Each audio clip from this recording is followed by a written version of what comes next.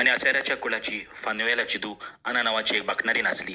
ती चोड म्हातारी झालेली. लोक झाल्या उपरांत ती 7 वर्सां आपल्या गोवा बरी जियेलेली आणि राण जावन 84 वर्साची पिरायेक पावलेली. दीस रात उपासाने मागणी करून ती देव भक्तीन जियेत आली आणि देव मंदिरसांनी नाचली.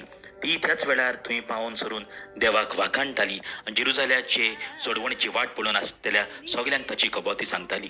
आणि देवाची सुमर्ती प्रमाणे करचें आसलें तितलेंय केल्या उपरांत ती गालिलियांत आपल्या नाजारेत नगरांत परत गेली. भुरगो जानवायेन बरोवन गोठायेन वाडोवन वेतालो आनी देवाची मोजत ताचेर आसली.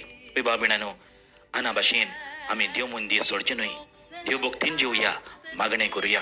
आमचीं भुरगीं जानवायेन पिरायेन आनी आंगलोटीन वाडोवंक देवाची कृपा मागुया. तांकां आमी सदांच बरी देख दिवया. आमी सगलीं आमच्या भुरग्यांक सांगता, सगलीं जाणटीं भुरगीं आख्खें कुटूंब देवाची वाखाणणी करुया. देव मंदिरान वचून देवाक दिनवासुया, कित्याक देवान आमच्या सोनी व्हड अजापां केल्यान देवान आपल्या एकल्याच पुताक आमकां दिला. म्हणटच भाव भयणानो, सदांच देवाक दिनवासुया, देवाक वाखाणुया.